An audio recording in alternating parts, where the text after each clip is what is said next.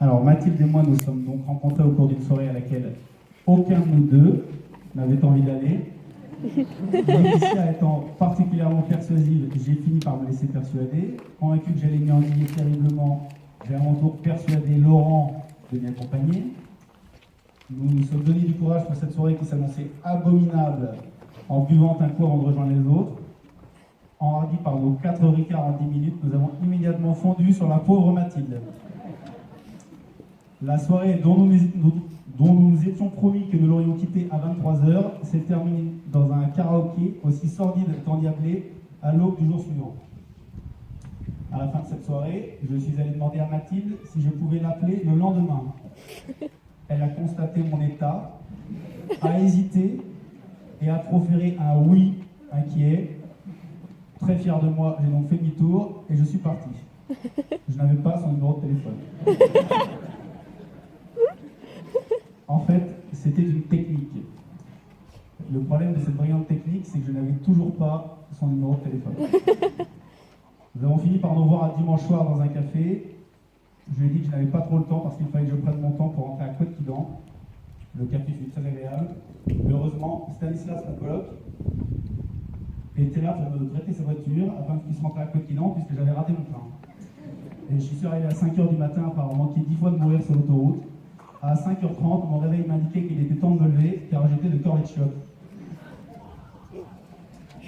Laetitia m'a ensuite appelé en me demandant si j'étais insensé d'avoir dit à Mathilde pendant notre café que je n'étais pas complètement disponible puisque j'étais toujours par Mons et par Vaux.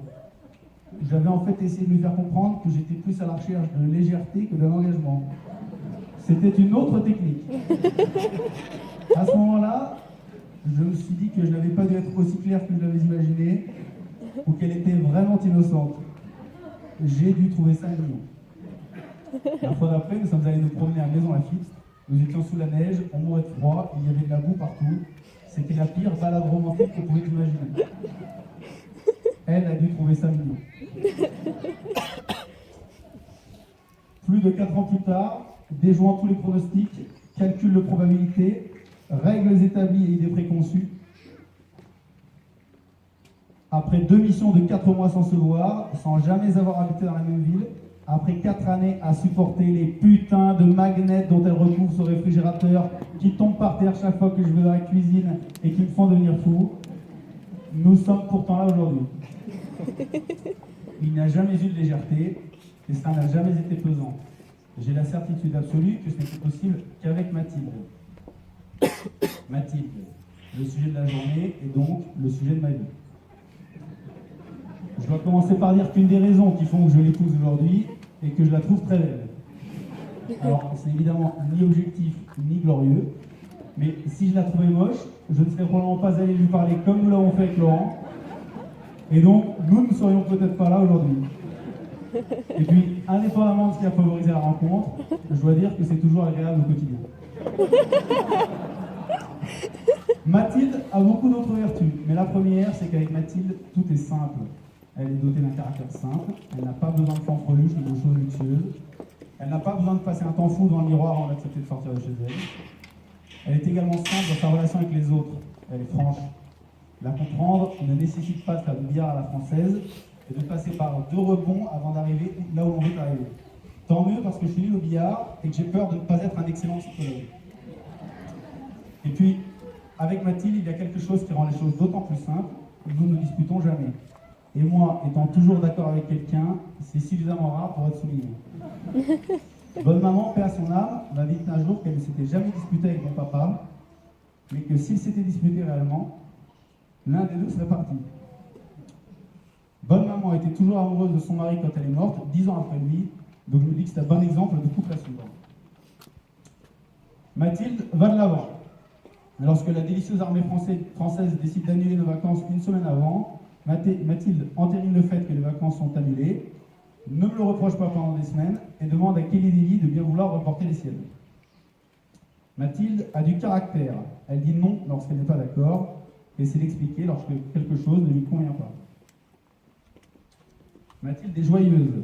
Elle rit très fort dès qu'elle est heureuse, ce qui rend tout le monde heureux autour d'elle.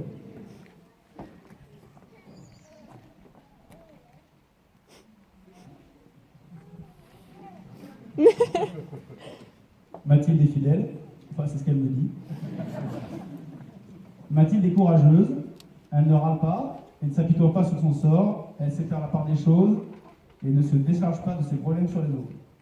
Elle les prend à bras-le-corps et les règle toute seule. En Birmanie, pendant nos premières vacances ensemble, nous sommes partis visiter des temples à vélo. La nuit est tombée, nous nous sommes perdus. Nous avons décidé d'emprunter un chemin qui rapidement s'est révélé trop boueux pour que nous puissions continuer à avancer en demeurant sur nos vélos, ni même en les poussant. Mathilde était à quelques dizaines de mètres devant moi.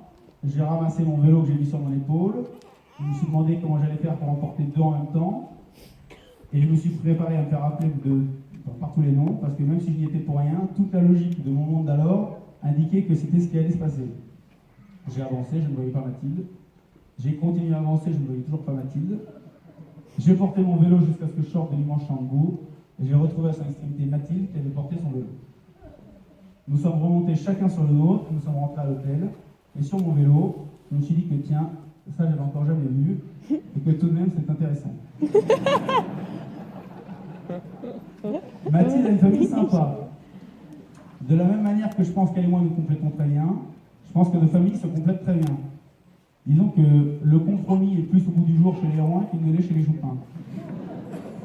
Alors Mathilde, tu vas épouser même si tu avais une famille infernale, mais du fond du cœur, merci d'avoir une famille sympa. Alors maintenant, le mariage.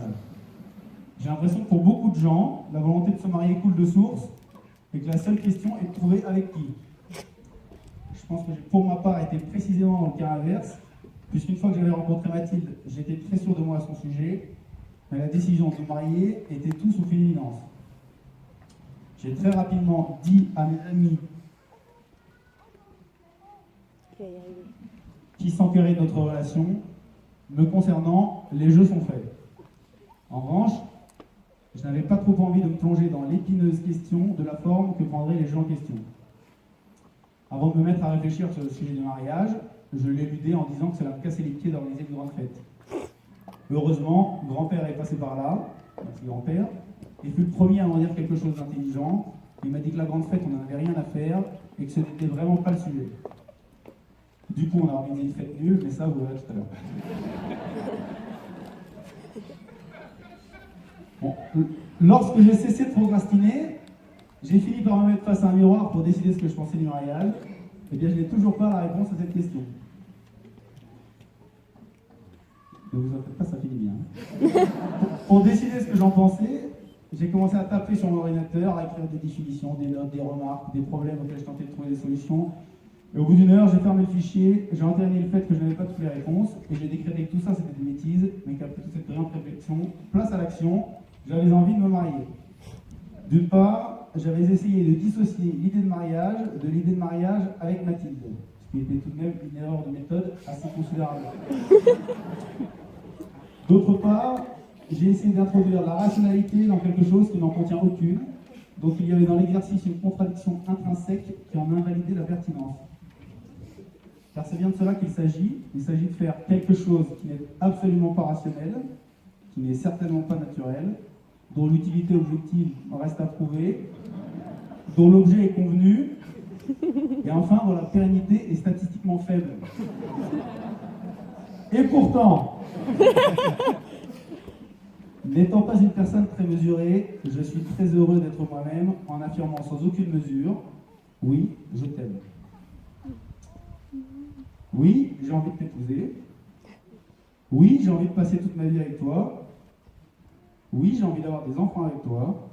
Oui, j'ai envie que nous vieillissons ensemble et que nous regardions nos petits-enfants grandir. Oui, j'ai envie de t'entendre rire très fort pendant des années et des années. Et oui, j'ai envie de m'occuper de toi toute notre vie s'il t'arrive quelque chose. Et oui, j'ai envie qu'un jour nous habitions ensemble. Donc Mathilde, s'il te plaît, épouse-moi.